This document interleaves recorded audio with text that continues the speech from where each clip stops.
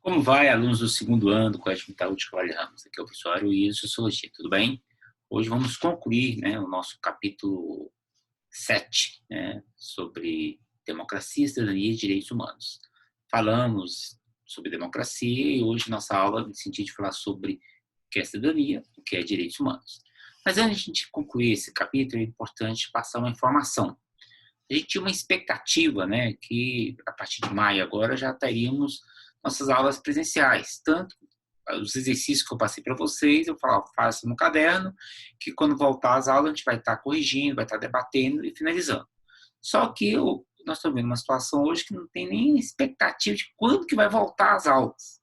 E aí, com a conversa aí com a direção pedagógica da escola, houve então a necessidade, então, a gente começar então a receber essas tarefas de vocês, tá bom? Estou publicando agora uma nota, não vou passar nenhum exercício essa semana, vou publicar uma nota e vou pedir para vocês, então, passar essas tarefas para mim. Vou colocar nessa nota um e-mail, professoraruizo@gmail.com, onde vocês podem mandar para esse e-mail, ou vocês também podem, bater lá diretamente no fórum. E eu vou, então, começar a corrigir essas tarefas de vocês. Tem alunos que já terminou as tarefas, com toda certeza. Outros não terminaram ainda, Então, quem terminou a tarefa, a gente vai criar uma organização.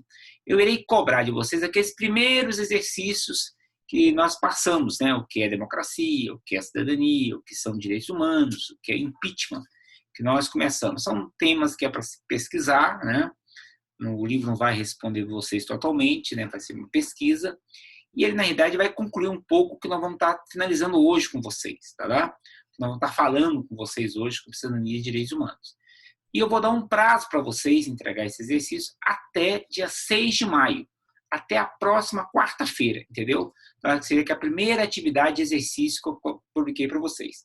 Quem já fez, beleza, hoje mesmo já pode colocar. Quem não fez, vai ter esse prazo até dia 6 de maio. E aí, professor, e as outras atividades? Você lembra que essa primeira atividade foram 4 exercícios, depois eu passei uma outra lista de exercícios de 3, e na quarta fase passei de 2, Sobre a questão da pandemia. Então, a segunda e a terceira, no dia 6, a gente conversa.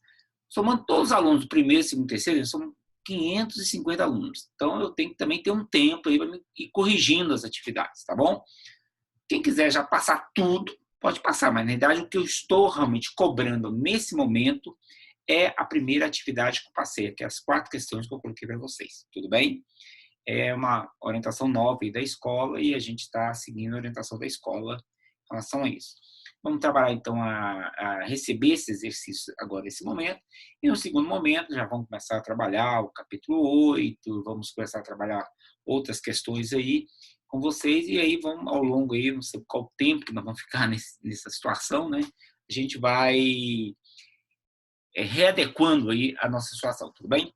Mas hoje nós vamos falar sobre o quê, gente? Vamos falar sobre 2 temas hoje. Vamos falar sobre cidadania e direitos humanos com vocês, tá bom? É importante esses 2 assuntos, que ele complementa um pouco a ideia de democracia, Então, vamos falar sobre a questão da cidadania. Deixa eu passar aqui a telinha para vocês, para a gente começar nosso conteúdo, para ficar melhor, É bom já falar já o texto da cidadania com vocês sobre isso, tá bom? Cidadania, tudo bem?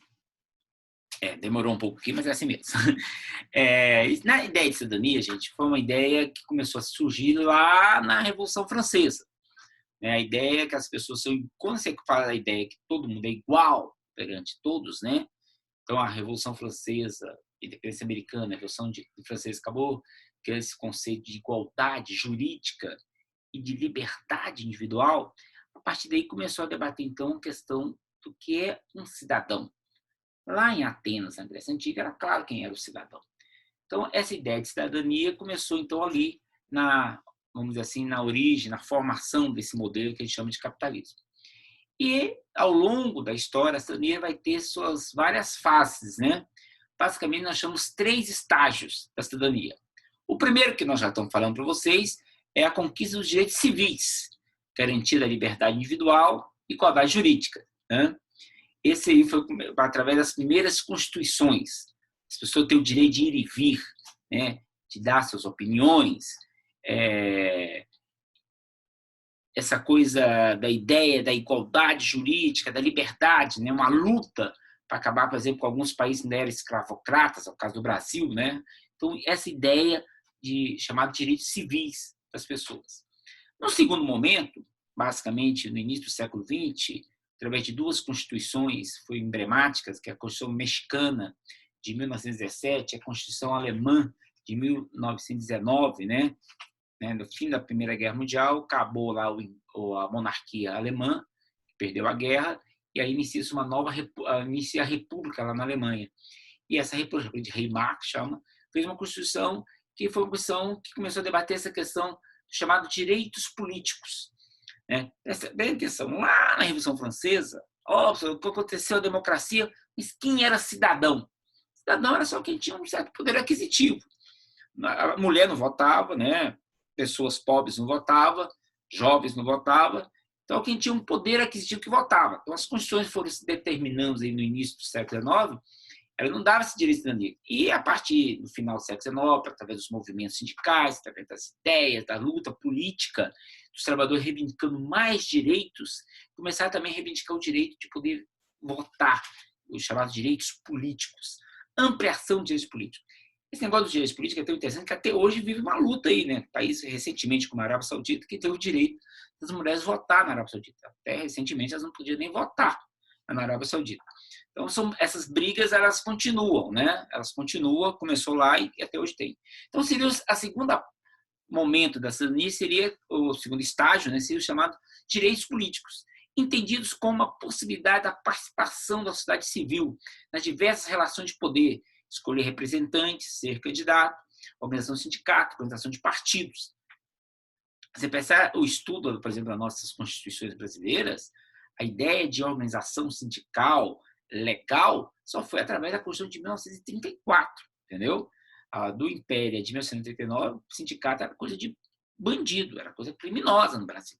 Então, essa questão de você dar direito civil às pessoas a poder manifestar, dar suas opiniões, ter entidade de defesas dos animais, da mulher, dos homossexuais, essa coisa, ela vai dar essa possibilidade da organização da sociedade civil, além da possibilidade do trabalhador poder votar e ser votado. A mulher, por exemplo, foi na Constituição de 74 que deu o direito dela votar aqui no Brasil. Não é um problema do Brasil. Os Estados Unidos também demorou a mulher poder votar, a França demorou a mulher poder votar. O século XX, gente, foi o século das conquistas dos direitos das mulheres. O que eu já falei um dia na sala para vocês? A gente está vivendo uma luta da conquista dos direitos dos homossexuais. Eu acredito que o século XXI vai ser essa luta. Está longe de ter todos os direitos possíveis. E a mulher ainda está lutando para ter uma igualdade econômica, né, em relação ao homem. Mas muitas coisas as mulheres já conseguiram. E vem conseguindo através dessa luta aí dos chamados direitos políticos. E o terceiro momento que a gente está vivendo, o terceiro estágio da cidadania, ele aconteceu quando, gente? É o chamado corresponde aos direitos sociais. Ter uma vida digna, tendo padrões de bem-estar socialmente estabelecidos, como educação, saúde, moradia, lazer e segurança social. Essa coisa aconteceu depois da Segunda Guerra Mundial. A Segunda Guerra Mundial, gente, foi um momento assim, a perseguição violenta contra os judeus, né? Você fala, professor, morreu quantos milhões de judeus morreram na Segunda Guerra Mundial? Calcula-se 6 milhões de pessoas. Quantos morreu de russos na Segunda Guerra Mundial? Calcula 20 milhões de pessoas. Por que os 6 milhões ele é mais emblemático, mais triste do que os 20 milhões de russos? Os 20 milhões de russos morreu numa guerra, num confronto direto, num país que invadiu o outro, queria dominar o outro país e lutou para não deixar ser dominado. Os alemães entraram para conquistar, os russos lutaram bravamente, morreram nas fileiras, com toda a sua dificuldade. Na verdade, quem ganhou a guerra foi os russos, que expulsam os alemães da Rússia e chegam em Berlim, né? Foi mais emblemático a vitória dos russos. Mas foi numa guerra. Já os judeus não, gente. Os caras estavam na casa dele, lá na boa, lá, tiraram os direitos políticos dele, os direitos, tudo que se imaginar. Depois, no final da história, jogaram eles lá no campo de concentração e mataram, né? Exterminaram. Então, essa coisa ficou muito sensível. E a partir, então, de uma declaração dos direitos, né, humanos que aconteceu em 1948, foi dada essa ideia da questão dos direitos sociais. Todas as pessoas têm o direito à educação, à saúde, né, à moradia, ao lazer, ter segurança de viver. É uma coisa que está montadinha na nossa Constituição de 1988, bem escrita, por sinal. Mas, na prática, ainda estamos vamos dizer, ano-luz de conseguir dar essas garantias para todos nós que moramos aqui no Brasil. Mas a ideia é essa, a ideia é que as pessoas tenham o chamado cidadania mínima, plena, né? Que é a questão da cidadania. Era importante, então, não é só você poder votar e ser votado, né? Você tem mais do que isso.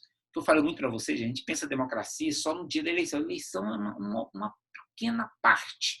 É um modelo, é uma coisa que garantia a representatividade, garantia a mudança de poder, garantia essa possibilidade de ter oposição, situação, ter o debate político. Mas, na verdade, é muito mais ampla. Você garante uma democracia se todo mundo tiver os seus direitos garantidos, direitos de cidadão. Tudo bem?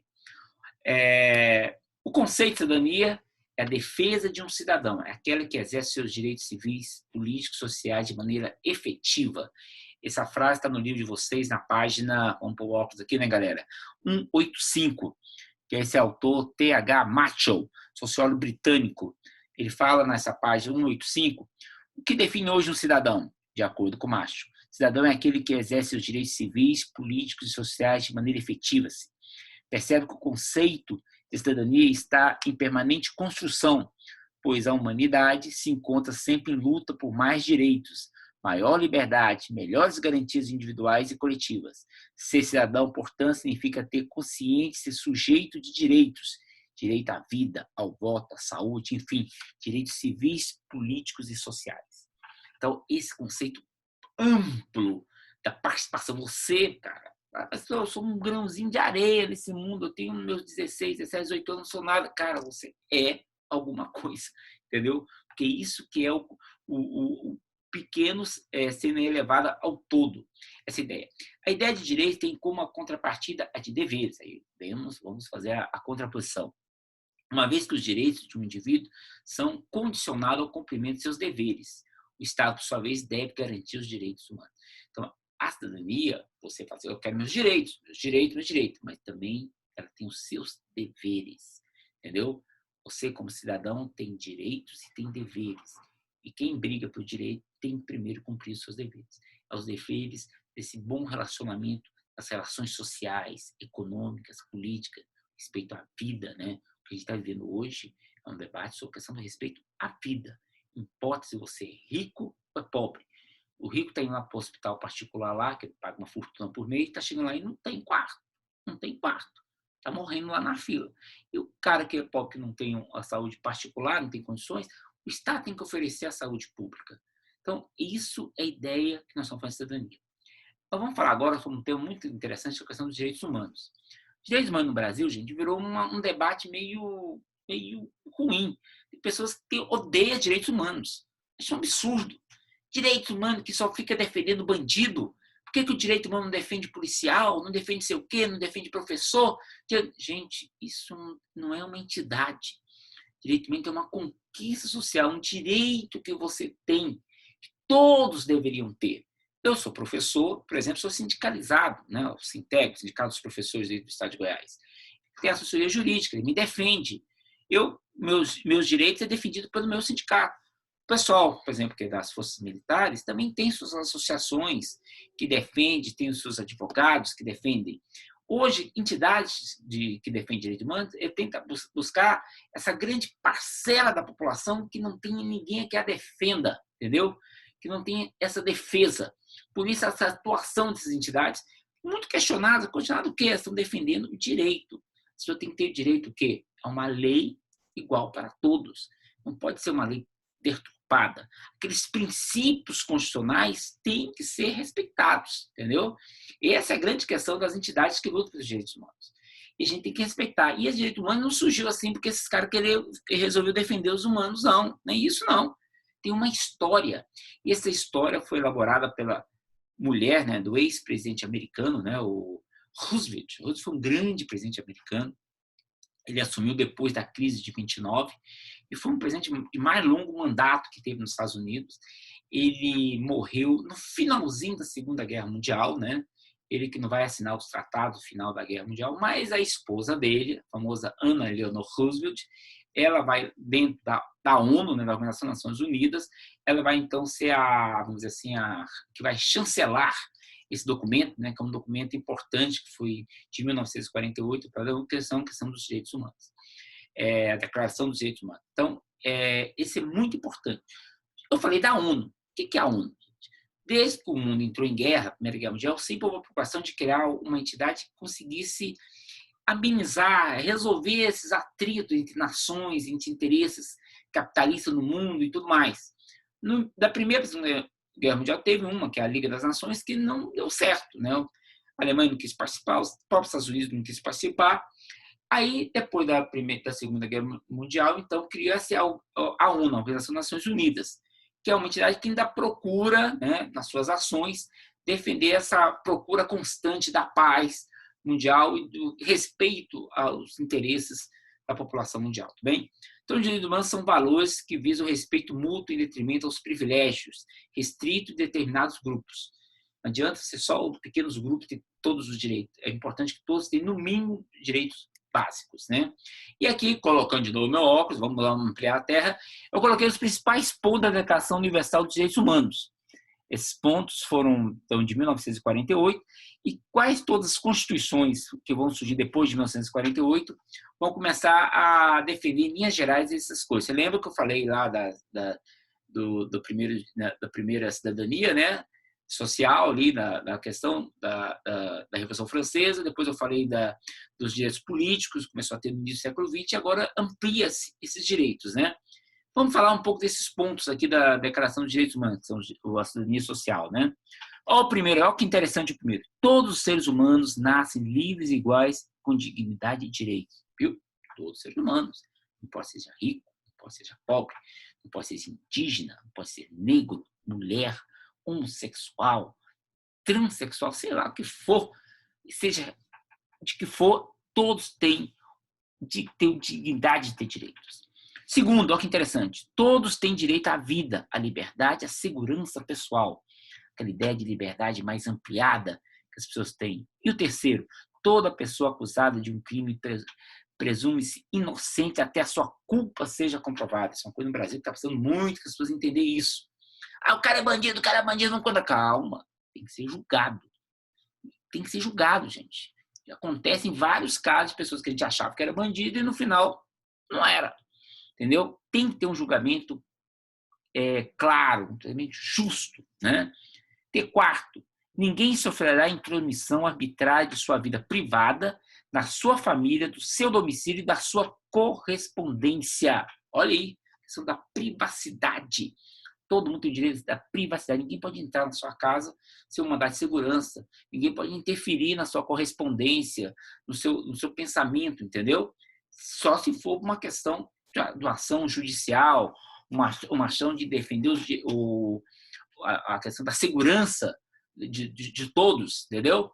Mas individualmente você tem esse princípio. O quinto, todos têm o direito de casar, de constituir família, sem restrição de raça, nacionalidade ou religião. Gente, que coisa mais boa, professor. Como é que está escrito isso? Gente, nós tivemos problemas na história de intolerâncias religiosas.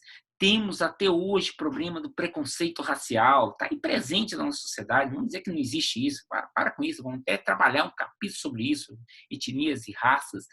Então, as questões da nacionalidade, hoje as pessoas estão sofrendo, né? Por não ser na África, ser muito claro, né? Brigas lá, etnias, né? Um país perseguindo pessoas de outro país.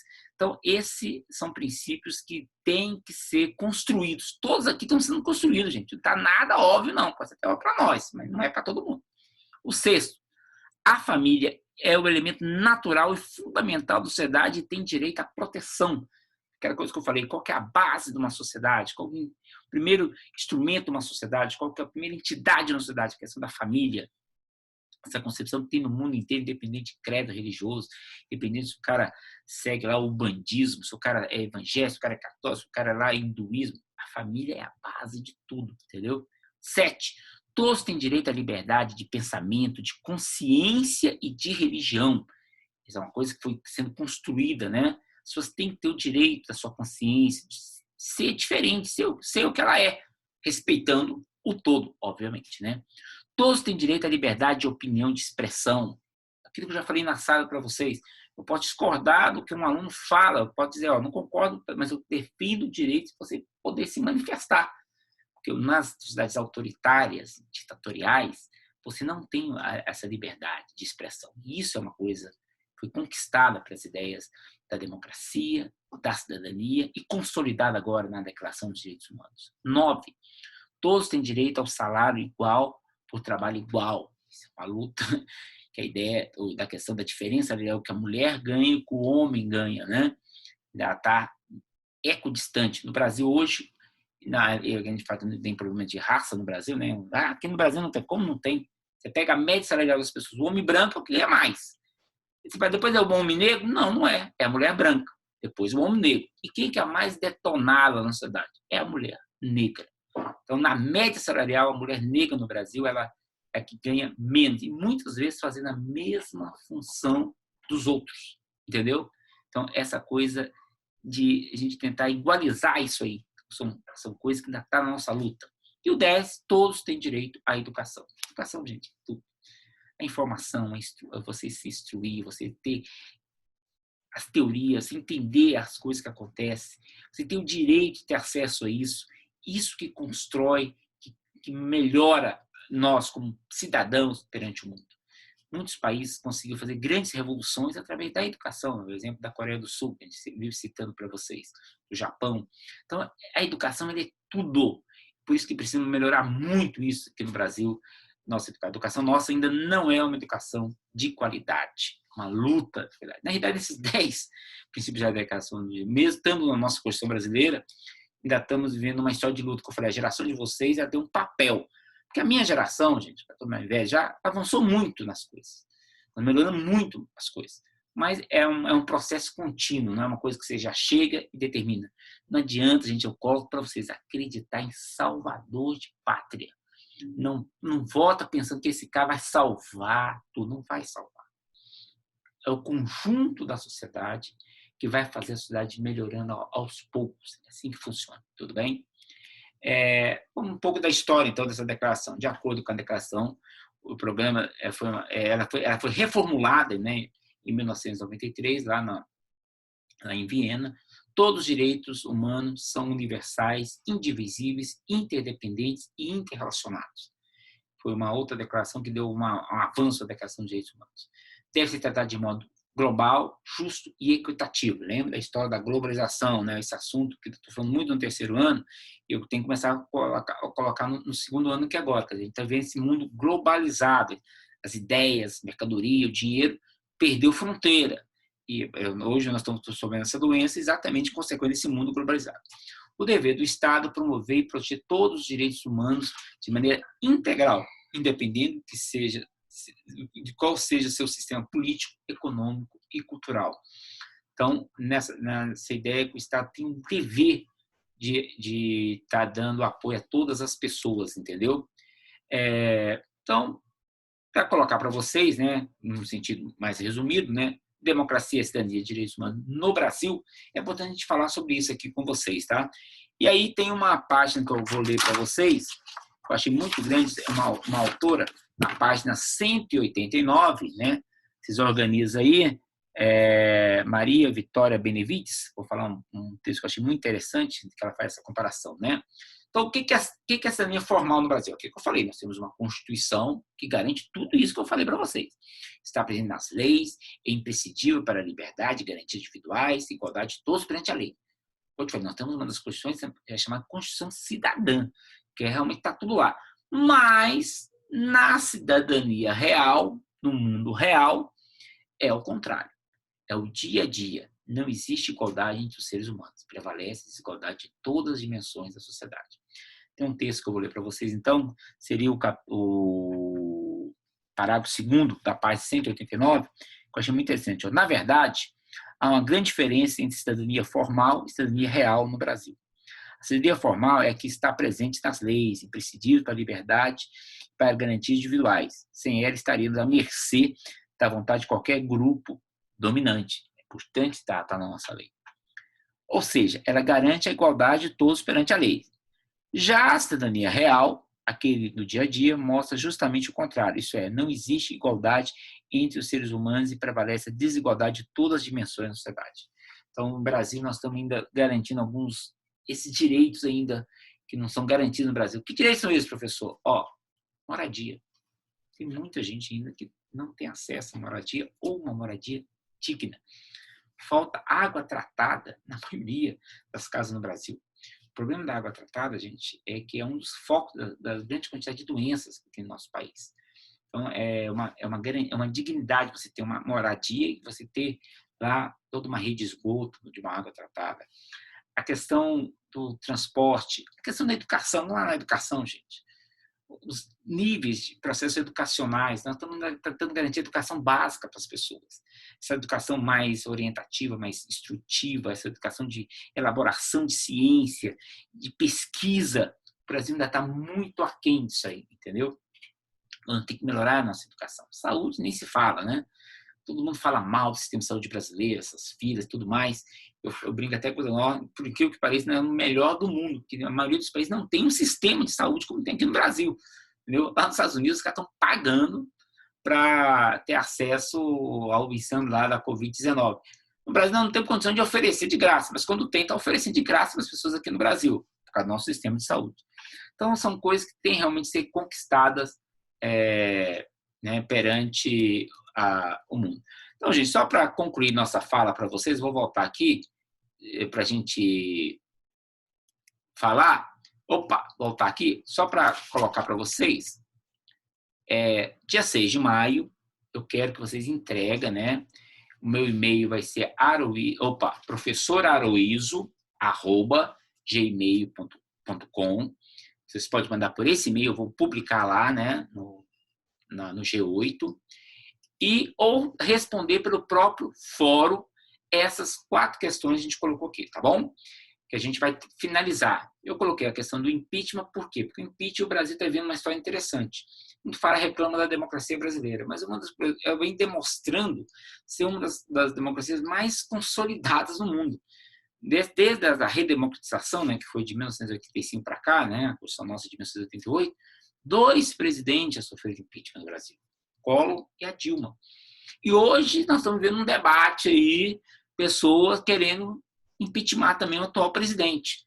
Isso faz parte da democracia.